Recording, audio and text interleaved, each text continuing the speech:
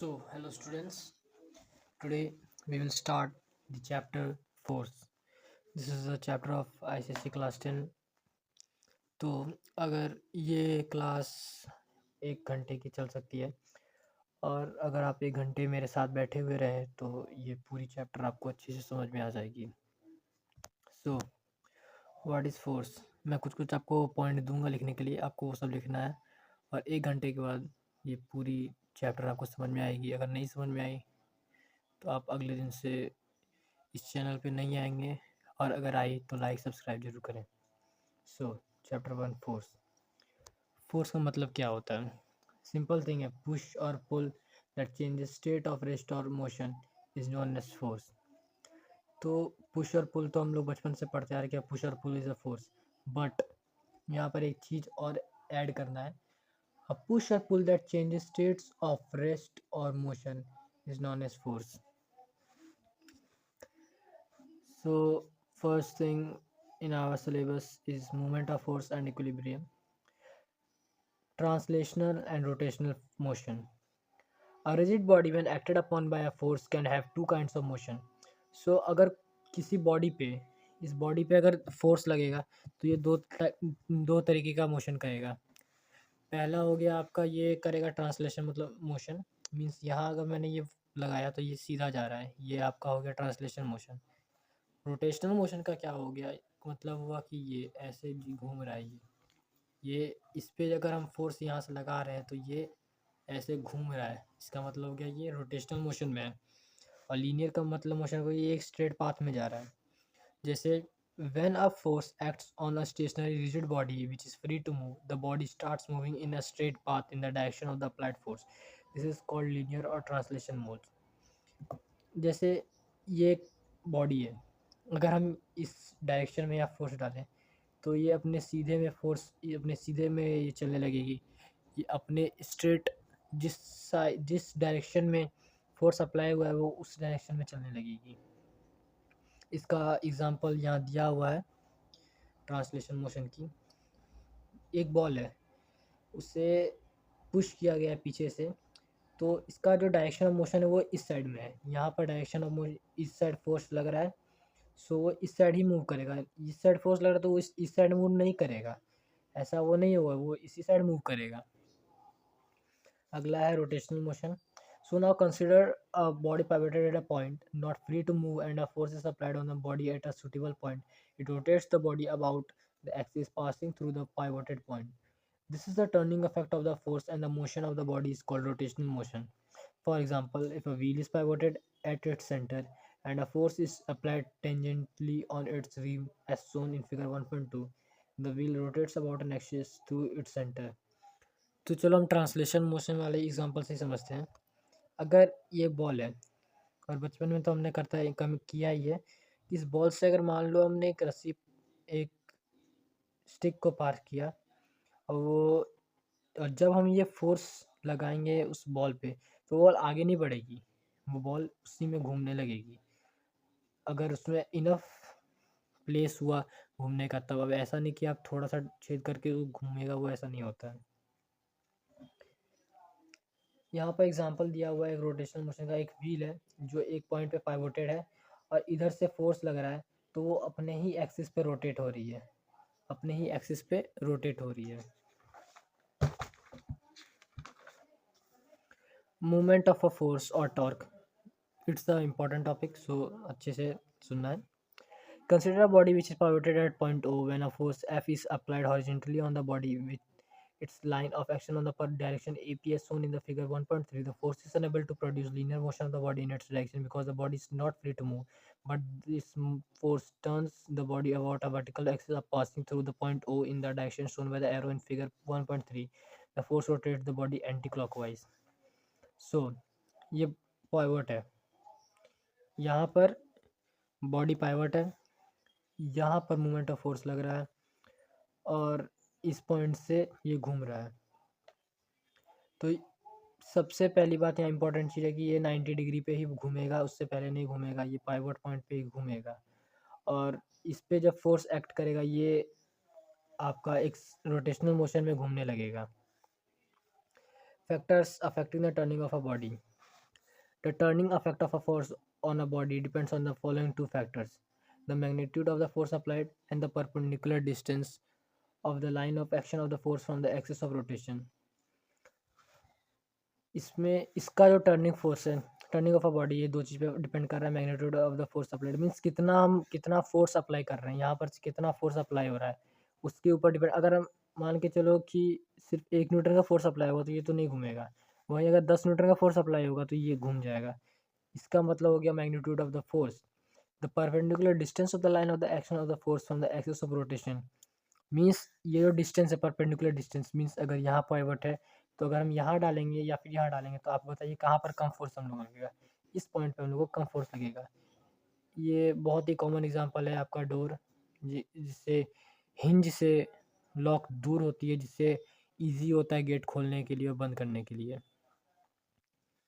Indeed, the turning effect on the body depends on the product of both the above stated factors. This product is called the moment of force or torque. Thus, the body rotates due to the moment of force about the pivoted point. In the other words, the turning effect on the body about an axis is due to the moment of force applied on the body.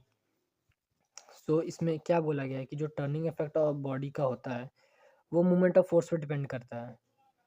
Means movement of force से ही होता है। इसका मतलब हो गया movement of force को हम turning effect भी बोल सकते हैं, टॉर्क भी बोल सकते हैं। ये तीन चीज़ है। अब कंफ्यूज नहीं होना है, ये तीनों चीज़ एक ही चीज़ है, सिमिलर चीज़ है जो अलग अलग नामों से आ सकती है। मूवमेंट ऑफ फोर्स और torque is equal to the product of the magnitude of the force and the perpendicular distance of the line of the action of the force from the axis of rotation. जो movement of force होता है वो equal होता है product of the magnitude means जितना force apply होगा और the perpendicular distance of the line of the action from the axis of rotation.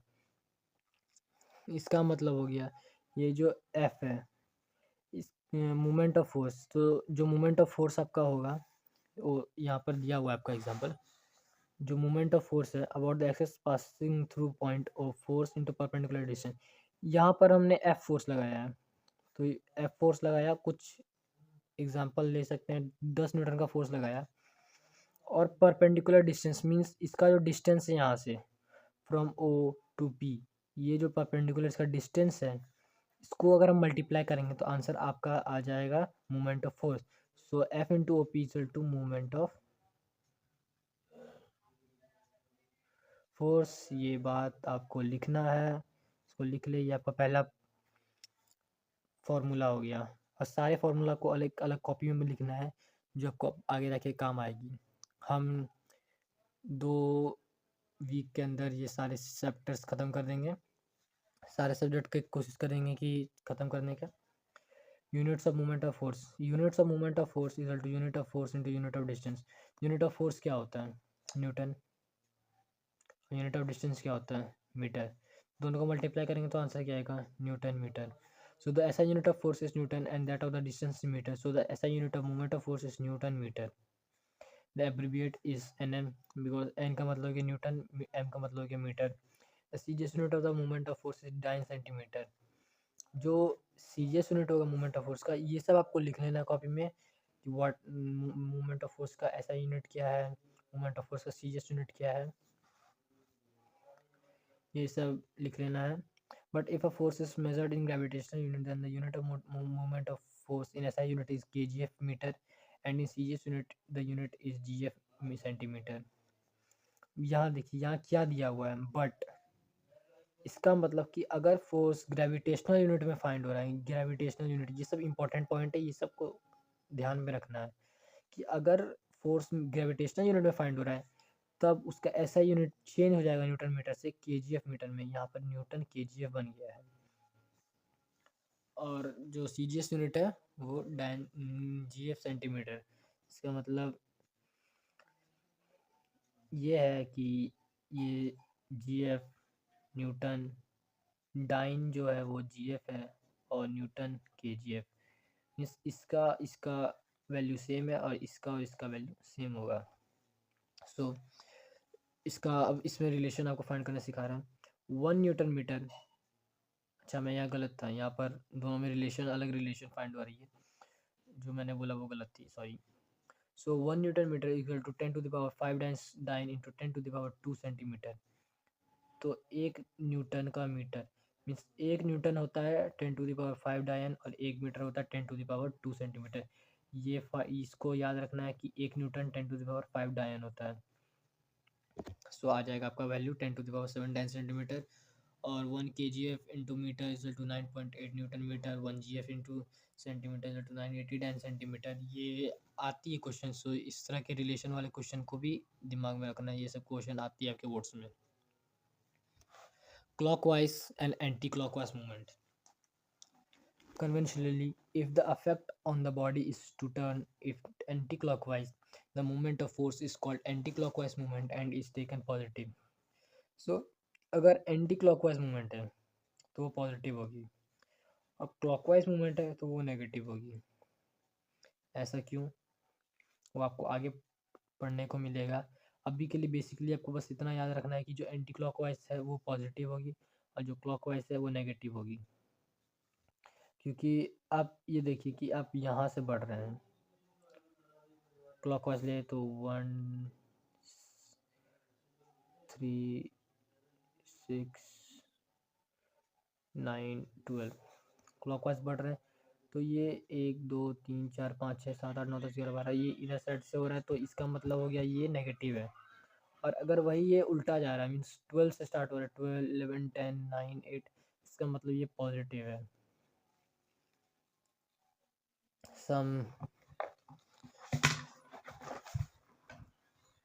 Some common examples of movement of force. To open or shut a door, we apply a force F normal to the door at its handle P, which is provided at the maximum distance from the hinge, as shown in figure 1.5, जो मैंने आपको पहले बताया था hinge वाला example, कि जो handle होता है वो दूर में होता है और जो हिंज होता है वो हिंज से हैंडल दूर में होता है, क्योंकि वो कम फोर्स में ज़्यादा वर्क डन करवाता है। Some common examples movement of force के कुछ कॉमन एग्जांपल है। मैं इधर नहीं जाऊंगा क्योंकि लेंथ बड़ी होगी, मैं चाहता हूँ कि जल्दी से जल्दी चैप्टर ख़त्म हो जाए। सो हम अपने नेक्स्ट टॉपिक के तरफ बढ़ते हैं, कंक्लूजन पढ़ लेते हैं। From the above example, we conclude that the turning of a body about an axis depends not only on the magnitude of force, but it also depends on the perpendicular distance of the line of action on the applied force from the axis of rotation. Larger the perpendicular distance, less is the force needed to produce the same turning effect and vice versa. तो ये तो आपका यहाँ दिया हुआ है factors. सो factors में आपका दिया हुआ है कि जो परपेंडिकुलर डिस्टेंस है और जो मैग्नीट्यूड है वो दोनों मोमेंट ऑफ फोर्स में हेल्प करता है, मतलब दोनों ही आपके मोमेंट ऑफ फोर्स फाइंड करने में हेल्प करता है। दोनों एक दूसरे से रिलेटेड है, दोनों डिपेंड करता है। मींस मोमेंट ऑफ फोर्स के प्रोपोर्शनल है और डिस्टेंस के भी प्रोपोर्शनल है, डायरेक्टली प्रोपोर्शनल दोनों के है। A single force alone does not cause rotation of a pivoted body. Actually, rotation is always produced by a pair of force. In the above examples, rotation occurs due to the formal extremely applied and the force of the reaction at the pivoted point. The force of negative produced at the pivot is equal in magnitude but opposite in direction to the applied force. The moment of the force of reaction about the axis pivot is zero because the distance from the axis of rotation is zero. So the force of reaction at the fixed point is not explicitly shown in figure 1.3 to figure 1.8. The pair of forces found by the external force and the force of reaction is called a couple. Thus two equal and opposite parallel forces not acting along the same line from a couple is always needed to produce a rotation. So इस पूरे में आपको एक ही चीज़ बताया गया है कि किसी भी रोटेशनल मोशन को फॉर्म करने के लिए दो फोर्स लगती है, एक एंटी क्लॉकवाइज एक क्लॉकवाइज, दोनों पैरेलल और दोनों एक ही साइड होगी। देखिए ये जो लग रहा है ये लग रहा है मेरा क्लॉकवाइज और ये लग रहा है मेरा एंटी, नहीं ये लग रहा है क्लॉकवाइज, ये लग रहा है एंटी क्लॉकवाइज, सॉरी। सो ये दोनों देखिए एक ही साइड मूव करवा रहा है, इस पेन को ये एक ही साइड मूव करवा रहे हैं। वही यहाँ दिया हुआ कि जब हम एक वाटर टैप खोलते हैं तो एक इधर ऐसे जो घूमते हैं, तो एक इधर से लग रहा है एक इधर से क्लॉकवाइज मूवमेंट लग रहा है, एक इधर से एंटी क्लॉकवाइज मूवमेंट लग रहा है। और दोनों जब हम घुमाते हैं तब वो रोटेशनल मोशन फॉर्म करती है और the tap starts to run. So इसका डेफिनेशन यहाँ दिया हुआ है, the pair of forces formed by the external force and the force of reaction is called a couple. So जो पेयर ऑफ फोर्स होता है, यहाँ पर भी एक फोर्स लग रहा है, यहाँ पर भी एक फोर्स लग रहा है, यहाँ से भी एक मोमेंट ऑफ फोर्स निकल रहा है, यहाँ से भी एक मोमेंट ऑफ फोर्स निकल रहा है।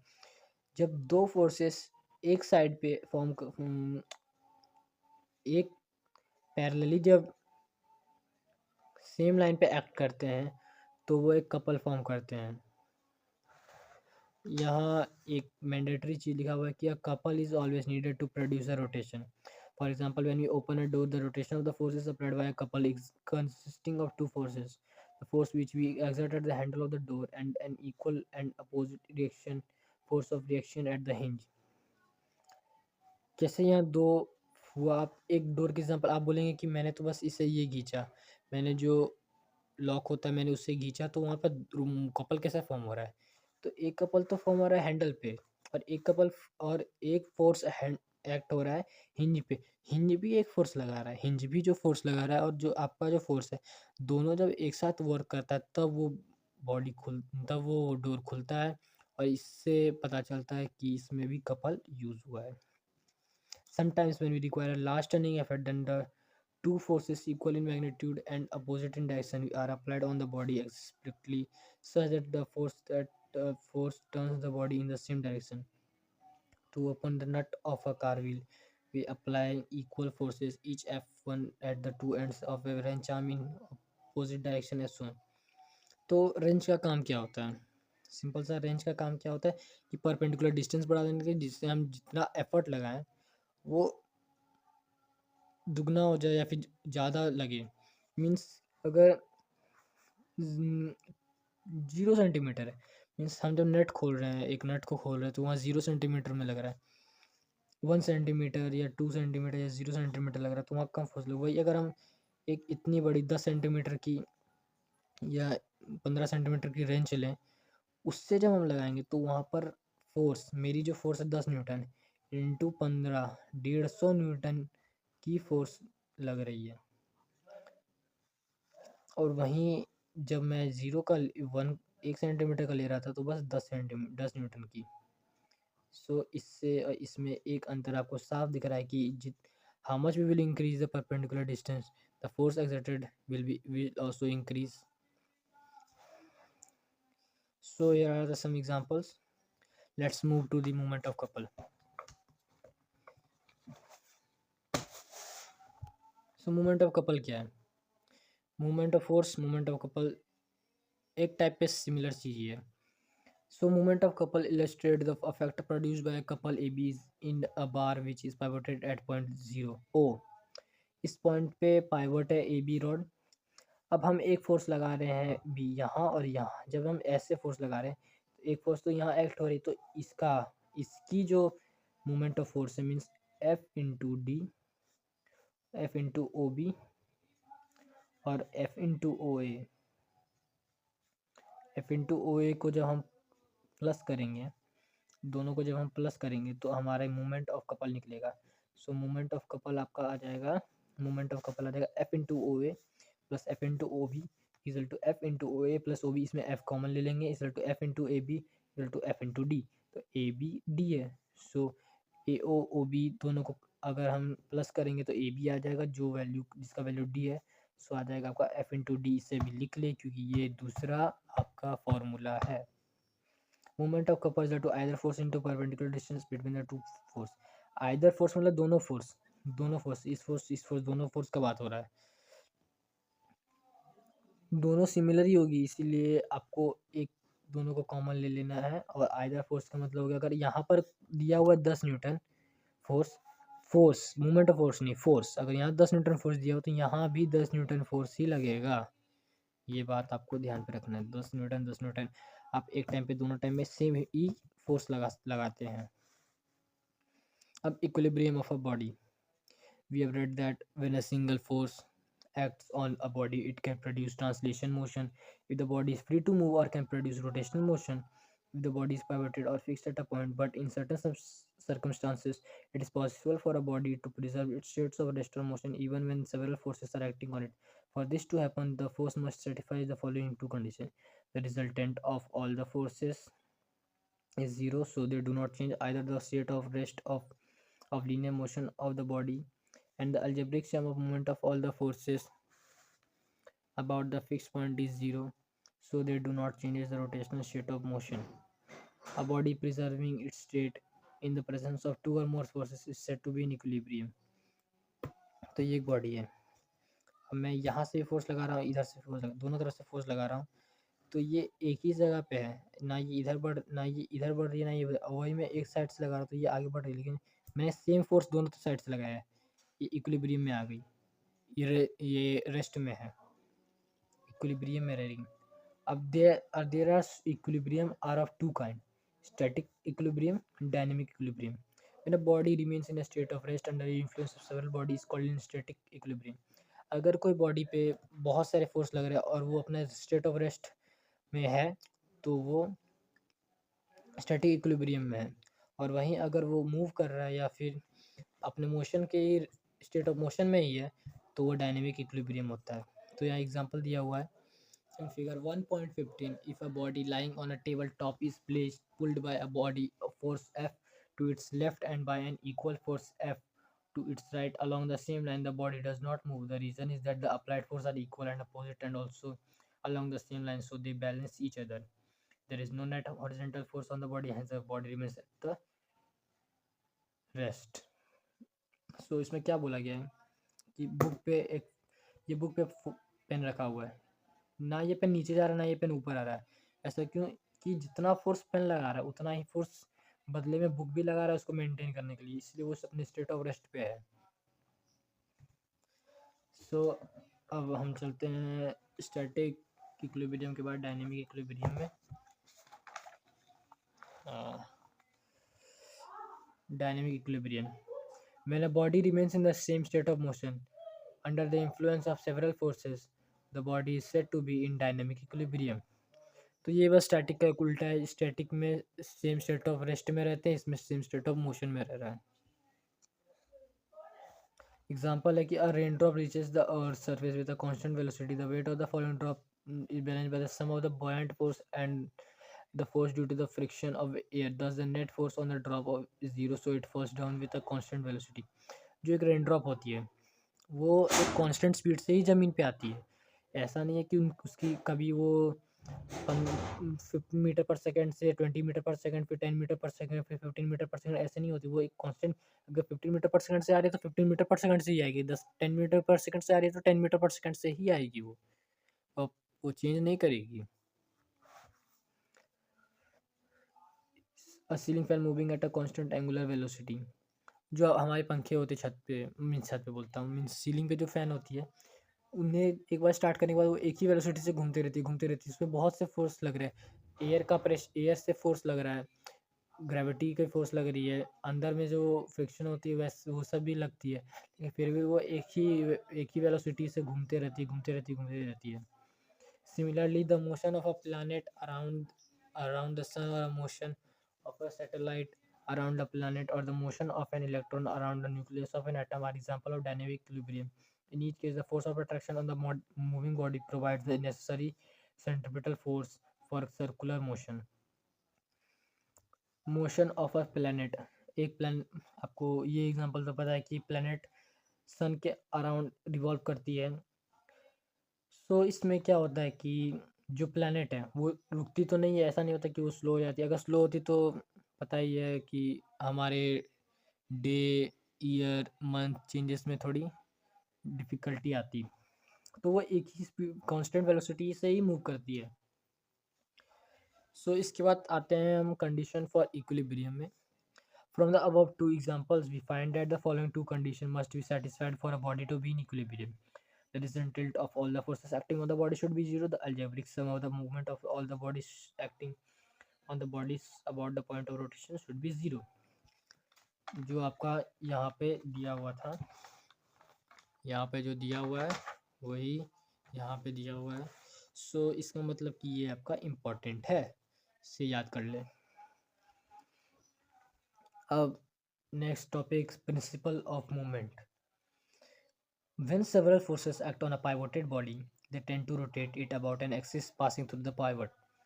The resultant moment of all the force about the pivoted point is obtained by taking the algebraic sum of the moment of each force about that point to find the algebraic sum.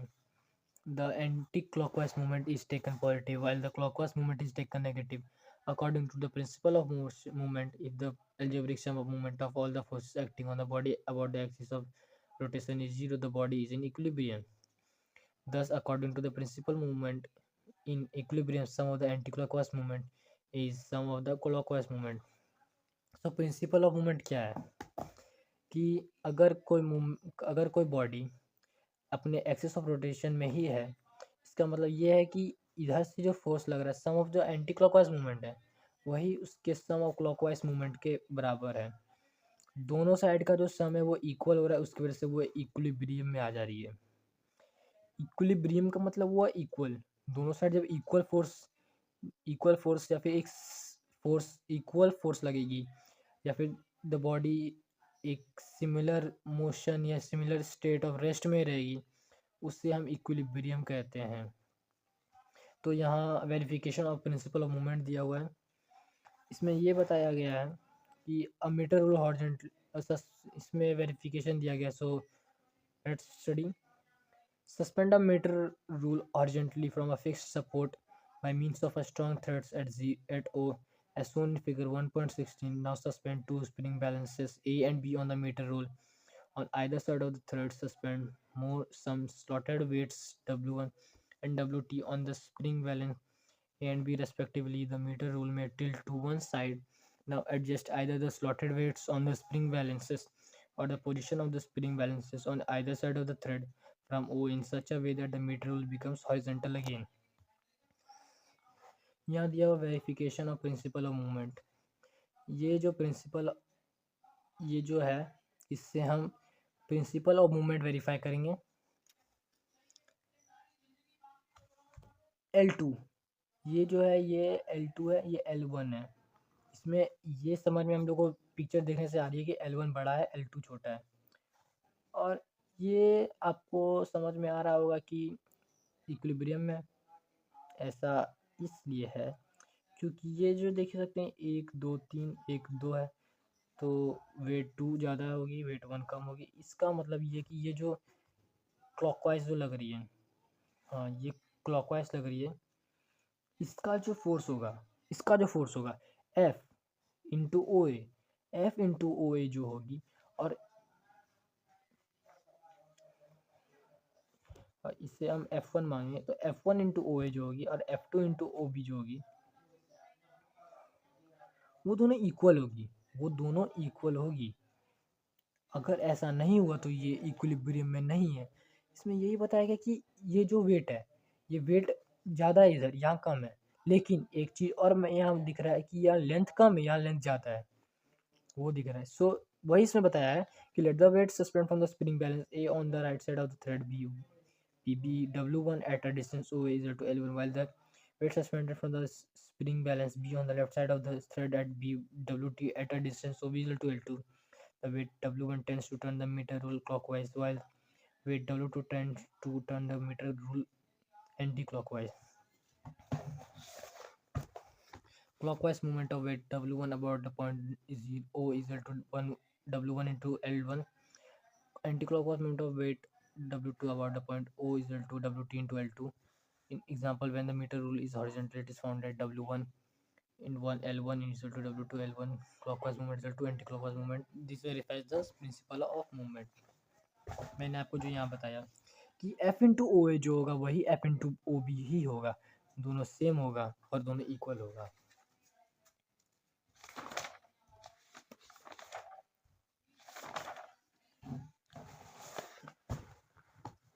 Center of gravity.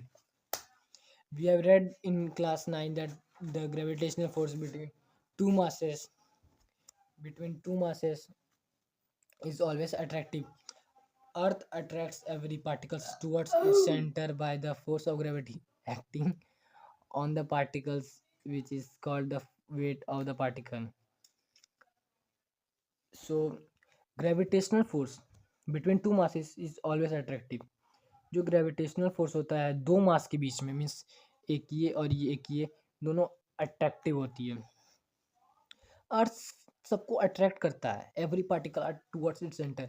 जो earth का जो centre होता है वो सारा चीज़ को attract करके रखता है, अपने साइड अपने तरफ रखता है। ऐसा अगर नहीं होगा ना तो क्या होगा कि आप जैसे एक बार जंप किए, तो आप एक बार जंप किए तो आप दूसरी बार ज़मीन पे नहीं आने वाले, तो बस आप फिर उड़ते रहेंगे उड़ते रहेंगे उड़ते रहेंगे, फिर पता नहीं मिले या ना मिले। इसीलिए इस फोर्स ऑफ अट्रैक्शन को हम कहते हैं gravity. W of magnitude equal to the sum of all these forces. Weight 1 is plus weight 2 plus weight 3 is equal to weight. ये जो वेट है यही सेंटर ऑफ ग्रेविटी है, इसी पॉइंट पे सेंटर ऑफ ग्रेविटी लाई करती है पूरी बॉडी की। W is the total weight of the body. Now the question arises, where should the weight W act? So कहाँ पर ये वेट W एक्ट करेगा? ये बिटवीन, जहाँ पर ये सारी नेट फोर्सेस इक्वल हो जाती है, जहाँ पर ये सारे नेट फोर्सेस ला के बॉडी को इक्विलिब्रियम में डाल देती है। देखिए ये जो पेन है इसका सेंटर ऑफ ग्रेविटी मिडिल में है। सो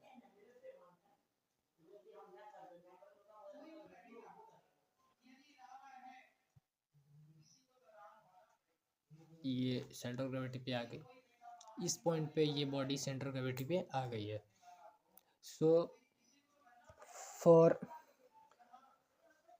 a body W, for a body W is the total weight of the body, and that body acts on the between of the body.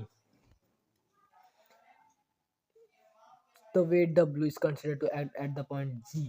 G means इस point पे, that the algebraic sum of the moment due to the weight of each particle about the point G is 0. इस point पे जितने भी सारे weight 1 weight 2 weight 3 weight 4 weight 5 weight 6 है, ये movement, ये सब इसकी एल्जेब्रिक सम ऑफ मूवमेंट जो होती है ड्यू टू विच, इस पॉइंट पे जितनी भी एल्जेब्रिक सम होती है इस सारे one weight 1 weight 2 weight 3 weight 4 weight 5 weight 6 की ज़ीरो हो जाती है। इंपॉर्टेंट चीज़ें ज़ीरो हो जाती है। The point G is the called the centre of gravity.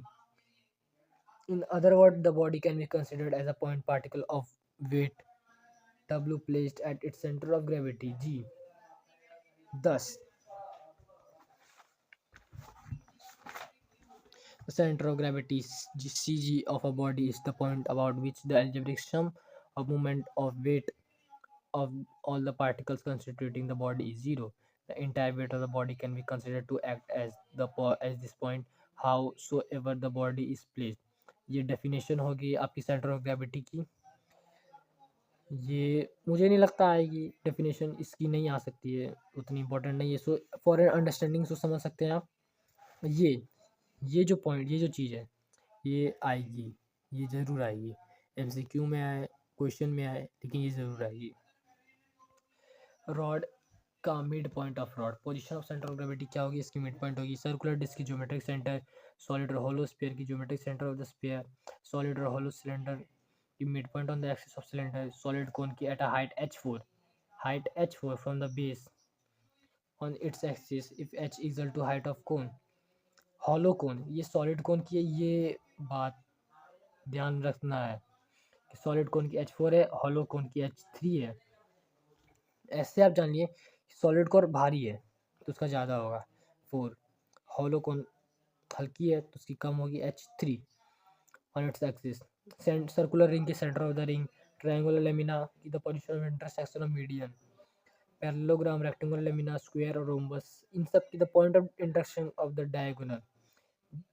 जिस पॉइंट पे इनकी डायगोनल मीट करेगी वही उनका सेंटर ऑफ ग्रेविटी का पोजीशन है। Center of gravity and the balance point. A solid body can be balanced by supporting it at its center of gravity. For example, a uniform meter rule has its center of gravity at the 50 centimeter mark. It can be balanced on a knife edge by keeping it exactly below the 50 centimeter mark as shown in figure 1.38.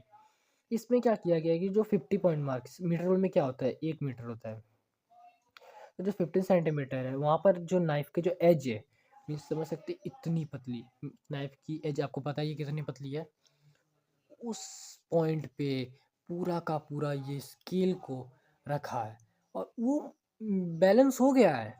वो balance हो गया क्यों? क्योंकि centre of gravity उसकी उस point पे लाई करती है। अब वही यहाँ square lights thin sheet lamina की दी हुई, तो अब बिना इसको देखे बताइए कि लेमिना की कहाँ पर होगी। अब स्क्वायर लेमिना है तो कहाँ पर होगी, जहाँ पर डायगोनल मीट करेगा, जहाँ इन लोग की डायगोनल मीट करेगी उसी पॉइंट का इसका सेंटर ऑफ ग्रेविटी लाई करेगी। एक इंपॉर्टेंट चीज़ यहाँ दी हुई है कि determination of centre of gravity of an irregular lamina by the method of balance using a plumb line. इसका मतलब क्या हुआ, let A B an irregular lamina, ये जो है ये इरेगुलर लेमिना है, आपको उसके देख के समझ में आ रहा है। For which the position of the center of gravity is to be determined, make 3 fine holes at A, B, C। किसी भी प्लेस पे A, B, C कहीं भी आपको 3 होल बनाना है near the edge of lamina, edge पे बनाना है। Now suspend the given lamina along with a plumb line। So जो लेमिना है इसको सस्पेंड करना है प्लम लाइन के साथ फ्रॉम अ होल ए, इस होल ए में प्लम लाइन को घुसाना है और इसको सस्पेंड कर देना है on a pin clamped horizontally on a rotor stand। Check that the lamina is free to oscillate on the nail about the point of suspension when the lamina has come to rest। Draw a straight line AD along the plumb line। Repeat the procedure by suspending the lamina through the hole B and then and through the hole C, for which we get straight line BE and CF respectively। The line AD, BE and CF intersect each other at a common point G, which is the position of the center of gravity of the lamina। इसका मतलब कि ये जो plum line है, plum line यहाँ से suspend, यहाँ पर इस पॉइंट से सस्पेंड किया है, यहाँ से सस्पेंड किया तो ये एक स्ट्रेट लाइन फॉर्म कर रही है, प्लम लाइन एक स्ट्रेट लाइन फॉर्म कर रही है और वो फिर उसके ड्रॉ किया गया उस पर।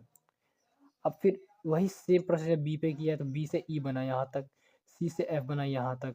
अब ये तीनों एक पॉइंट पे मीट कर रही है, यही इसका सेंटर ऑफ ग्रेविटी है। ऐसे क्वेश्चन बोर्ड में आ सकते हैं, इसके चांस है आने की। सो नेक्स्ट है uniform circular motion. Uniform circular motion का मतलब क्या है? When a particle moves with a constant speed in a circular path, its motion is said to be a uniform circular motion। In such a motion, a particle travels equal distance along the circular path in equal intervals of time. So the speed of particles is uniform, but the direction of the motion of the particle changes at each point of the circular path। The continuous change in the direction of motion implies that the velocity of the particle is not uniform, the motion is accelerated। इस पे देखिए, पहला force ए पे लगा, फिर D पे, फिर सी पे, फिर बी पे, मीन्स सब जगह पे फोर्स लगते जा रहे धीरे धीरे, एक यहाँ से लगा, फिर यहाँ लगा, फिर यहाँ लगा, यहाँ लगा, एक जगह पे नहीं लगा, ये यूनिफॉर्म नहीं है, ये लग लग के उसको एक्सेलरेट करते जा रहा है, उसको रुकने नहीं दे रहा है और इसको एक यूनिफॉर्म सर्कुलर मोशन में ही ला के रख रहा है। Direction of velocity at an instant in a circular path. Figure 1.3 shows a particle moving in a circular path in a horizontal plane with uniform speed v in an anti-clockwise direction। The particle travels each quarter of circle A, B, B, C, C, D, and D, A in the same interval of time t equal to t by 4, where t is the time taken by the particle so complete one round of the circular path. Thus, the speed of the particle is constant, but the direction of motion of the particle is different at different point of the circular path। At any point, the direction of motion is along the tangent drawn at the point of the circular path। इसका मतलब है कि ये जो body है इस पे हम डिफरेंट प्लेसेस पे भले फोर्स लगा रहे हैं लेकिन ये एक ही वेलोसिटी से घूम रहा है। यूनिफॉर्म सर्कुलर मोशन का मतलब हो गया कि वो एक ही वेलोसिटी से घूमेगा। ये ऐसा नहीं है कि कभी 10 मीटर पर सेकेंड, कभी 5 मीटर पर सेकेंड, कभी 2 मीटर पर सेकेंड, कभी 3 मीटर पर सेकेंड ऐसे घूमेगा, ऐसा नहीं होगा। ये एक ही यूनिफॉर्म सर्कुलर मोशन में घूमेगा। 10 मीटर पर सेकेंड तो 10 मीटर पर सेकेंड, 5 मीटर पर सेकेंड तो 5 मीटर पर सेकेंड, उसी पे ही घूमेगा। ये चेंज नहीं करेगा, ये बात ध्यान पे रखना है।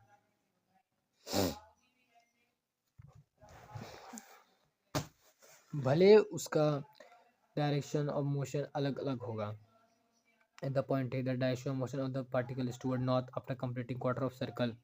At the point B, the direction of motion of the particle is toward west, where after completing the half circle. At the point C, the motion direction of motion of the particle is towards south, and after completing 3/4 of the circle, where the particle is at the point D. मतलब इसमें ये बता रहा है कि जो direction of motion है वो हर बार चेंज हो रहा है, कभी नॉर्थ, कभी वेस्ट, कभी ईस्ट, कभी साउथ, ऐसे चेंज होते जा रहा है, बट उसका वेलोसिटी सेम है। So thus the velocity of the particle in circular motion is variable, और the circular motion is an accelerated motion even though the speed of the particle is uniform. इसमें particle जो circular motion होता है उसमें velocity, particle की velocity vary करती है, variable. ये एक मिनट, मुझे समझ नहीं आ रही है बात। इट्स अ गुड क्वेश्चन, सो आप इससे फाइंड कर सकते हैं। ये बढ़िया क्वेश्चन है, मैं अभी आपको बताता हूँ। अच्छी क्वेश्चन है ये, मैंने पढ़ा नहीं है शायद, मैंने अभी तक इस टॉपिक के ऊपर से नहीं गया है। But velocity of the particle in circular motion is variable, और the circular motion is an accelerated motion even though the speed of the particle is uniform. यहाँ दिया हुआ है कि स्पीड ऑफ पार्टिकल यूनिफॉर्म है, और यहाँ दिया हुआ है कि velocity of the particle variable है। ओ, समझा। सॉरी सिमिलर, सिंपल चीज़ है। वेलोसिटी का मतलब क्या होता है, जहाँ पर डायरेक्शन होगा, मैग्नीट्यूड के साथ डायरेक्शन होगा, इस इनकी डायरेक्शन चेंज हो रही है, तो इसका वेलोसिटी चेंज हो रहा है।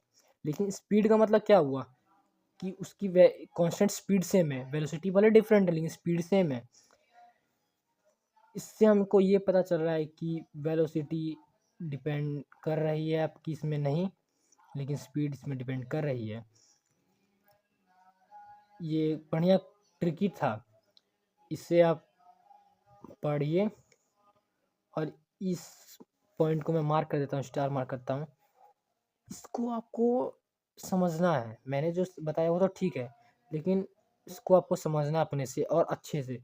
आपको मुझे लगता है कि आपको मेरे बात तो समझ नहीं आया होगा, लेकिन इसको अच्छे से आपको समझना है कि इसमें बस ये बताया गया कि वेलोसिटी जो है वो वेरी करता है, क्यों, डायरेक्शन चेंज है इसीलिए। लेकिन स्पीड वेरी नहीं करता, क्यों, उसमें डायरेक्शन नहीं है। इसका मतलब कि स्पीड स्केलर क्वांटिटी है और वेलोसिटी वेक्टर क्वांटिटी है। ये बात आपको पता होनी चाहिए। As a class 10 student you have to know that what is vector quantity, what is scalar quantity. Velocity vary करती है because it's a scalar quantity, speed नहीं वेरी करती because it's a scalar quantity. Difference between uniform circular motion and uniform linear motion. In uniform linear motion, the speed and velocity both are constant and acceleration is zero. Uniform linear motion is an unaccelerated motion, while in a uniform circular motion, the velocity is variable. So it is an accelerated motion. इसमें बताया गया कि जो uniform linear motion है उसमें acceleration नहीं होती है, एक्सेलरेशन जीरो होता है, इसलिए वो अनएक्सेलरेटेड मोशन है। और वही यूनिफॉर्म सर्कुलर मोशन में वेलोसिटी वेरिएबल है, जो यहाँ भी बताया गया कि वेलोसिटी वेरिएबल है, और इसीलिए वो एक एक्सेलरेटेड मोशन है, क्योंकि यहाँ पर स्पीड यूनिफॉर्म है। Centripetal and centrifugal force, last topic, उसके बाद हमारी चैप्टर ख़त्म हो जाएगी। सेंट्रीपिटल फोर्स का मतलब क्या होता है? सेंट्रीपिटल फोर्स का मतलब होता है कि सेंटर सीकिंग।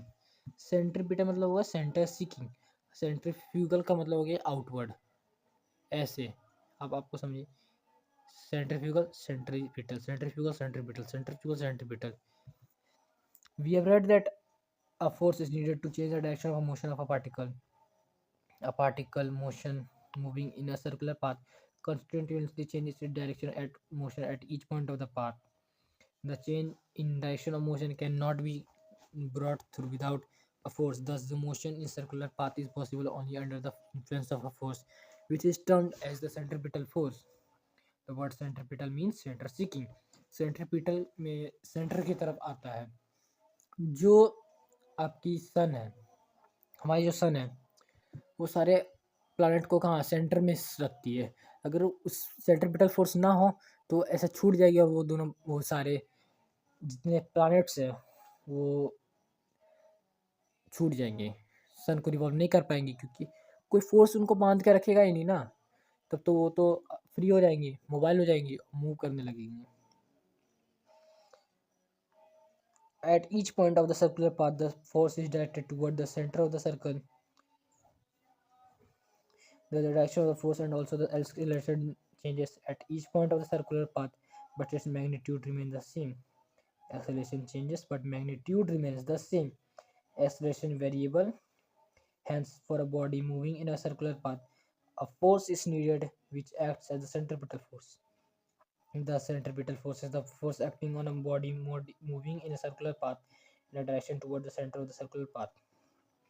इस पूरा जो आपको दिया है सिंपल, इसमें शॉर्ट में समझाया है कि सेंट्रिपिटल फोर्स ऐसा फोर्स होता है जो एक सर्कुलर बॉडी पे एक्ट करता है.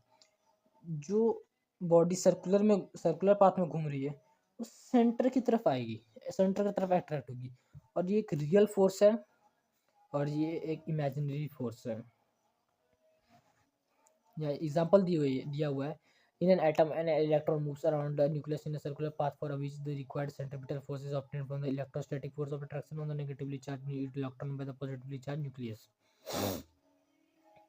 इसमें अब कैसे ये अट्रैक्ट कर रहा है, फोर्स ऑफ अट्रैक्शन कैसे आ रहा है, because every one know that positive and negative attract each other. इसमें ये एक दूसरे को अट्रैक्ट कर रहा है, नेगेटिव पॉजिटिव को अट्रैक्ट कर रहा है, और इसी को सेंट्रिपिटल फोर्स कहा जा रहा है. इसमें अभी मैंने सन वाला दिया, मून वाला. सन और मून ये दोनों सेम ही एग्जांपल है. Stone tied at the end of the string. अब जब हम एक स्टोन को स्ट्रिंग में टाई करके घुमाएंगे तो जो स्टोन है उसका जो फोर्स है वो तो सेंटर पे आ रहा है, जहाँ पर से मैं घुमा रहा हूँ वहीं पर ना उसका सारा फोर्स लग रहा है. वहाँ पर वो सेंटर सीकिंग है, वो सेंटर की तरफ आ रहा है. ऐसा नहीं कि वो बाहर जा रहा है, वो सेंटर की तरफ आ रहा है. उसका सारा फोर्स आपको लग रहा है कि वो छूटेगा तब बाहर जाएगा, तो वो छूटने के बाद बाहर जाता है, क्योंकि वो अपने फोर्स देखिए. एक अगर आप एक को घुमा रहे हैं, अगर आपने इस पॉइंट पर छोड़ा तो वो ऐसे ही जाएगा. ऐसा नहीं कि वो घूमने लगेगा, वो जिस पॉइंट पर छूटेगा उसके पैरेलल सीधा में चलने लगेगा. So in all the above example, the body moves in a circular or near circular path with a uniform speed under the influence of a centripetal force, and it is in a state of dynamic equilibrium. इसका मतलब dynamic equilibrium का क्या मतलब क्या होता है, मैंने अभी पूछा है, सो अभी के अभी कमेंट करेंगे. ऐसा नहीं कि पीछे जाके देखेंगे. अभी आपने क्या समझा डायनेमिक इक्विलिब्रियम क्या होता है आपको बताना है. मैंने बताया था आपको थोड़ी देर पहले, अभी आपको जस्ट कमेंट करना है. ऐसा नहीं कि बाद में जाके आपको चेक कर देना क्या है फिर कमेंट करना है, ऐसा नहीं. आपको जो आता है, गलत आता है गलत लिखिए, सही आता है सही लिखिए, जो आता है सो लिखिए, लेकिन मुझे कमेंट चाहिए डायनेमिक इक्विलिब्रियम क्या होता है. Centrifugal force, a force assumed by an observer moving with the body to be acting on the body in a direction away from the center of circular path is called centrifugal force. यहाँ एक बहुत important चीज़ दिया हुआ है, assumed. इस बात से focus कीजिए कि ये अज्यूम किया गया है, रियल फोर्स नहीं है. ये सेंट्रिपिटल रियल फोर्स है, लेकिन सेंट्रीफ्यूगल एक अज्यूम्ड फोर्स है जो एक ऑब्जर्वर को दिखता है. ऑब्जर्वर को ऑब्जर्व होता है कि उसका जो बॉडी है वो उसको बाहर फेंक रहा है. आप जब आप जब एक कार पे जा रहे हैं, एक एक झटके से टर्न लेते हैं, आपको लगता है ना कि आप फेंका जाएंगे, उस कार से बाहर गिर जाएंगे. वो क्यों होता है, वो सेंट्रीफ्यूगल फोर्स की वजह होता है, जो एक अज्यूम्ड फोर्स है. वो आपको लगता है कि बाहर जा रहे हैं, लेकिन आप असलियत में वो आप बाहर नहीं जाएंगे. वो चेंज ऑफ डायरेक्शन में की वजह से होता है. और ये सेकंड लॉ या फर्स्ट लॉ है न्यूटन का कि if a body is in state of motion it will stay in the state of motion until another motion is not other force is not applied on the body. So उसी तरह आप motion में हैं, आपका body rest पे है, sorry body rest पे है, लेकिन जैसे आप टर्न करते हैं आपका बॉडी इस पॉइंट पे था, इससे सीधा जा रहा है, लेकिन जैसे टर्न आता है आपका बॉडी यहीं पर रहता है, और जैसे टर्न आता है गाड़ी तो घूम जाती है लेकिन आपका बॉडी तो उस पर बैठा हुआ है ना, तो आपका बॉडी सीधा चल जाता है, और उसकी वजह से आपको लगता है कि आप टेंड करके गिर रहे हैं, आप बाहर जा रहे हैं, लेकिन आप बाहर नहीं जा रहे हैं, आप सीधा जा रहे हैं, आप अपने ही आप न्यूटन जी का थर्ड लॉ सेकंड लॉ को फॉलो कर रहे हैं।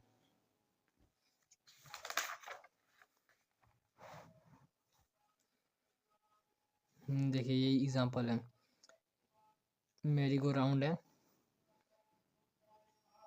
मैरी गो राउंड में हम लोग को क्या लगता है, जैसे हम मैरी गो राउंड में बैठे हुए हैं, ठीक है, मैरी गो राउंड क्या होता है, जो मेला में आपको नहीं दिखता है वो जो घोड़े पे सब बैठते हैं, घूमता है ऐसे ऐसे करके घूमता है, उसमें आप जब घोड़े पे बैठे तो आपको लगता है कि आप बाहर गिर जाएंगे, बाहर गिर जाएंगे, लेकिन आप गिरते नहीं है।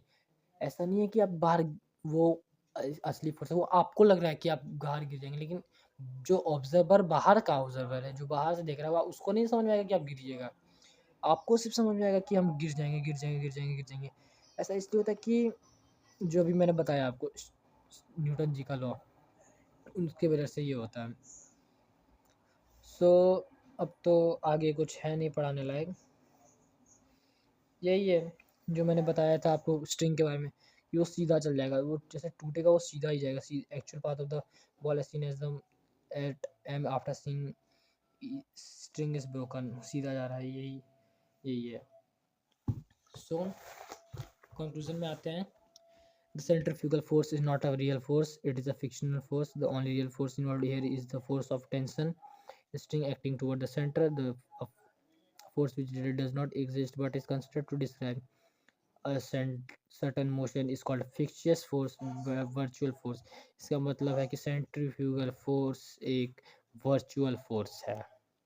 So here we end our topic, 1 घंटे से अंदर में हमने ये टॉपिक फिनिश कर दिया है। सो थैंक यू एंड तक बनने के लिए, एंड तक रहने के लिए।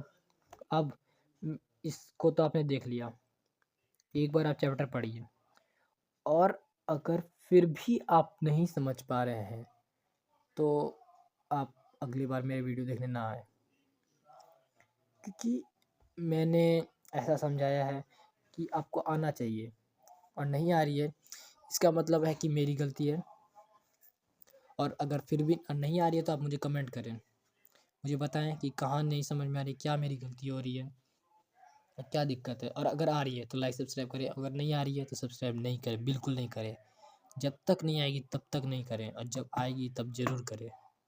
Okay, so we will back with new chapters. अगर अच्छी लगी तो लाइक करें, सब्सक्राइब करें। Okay bye.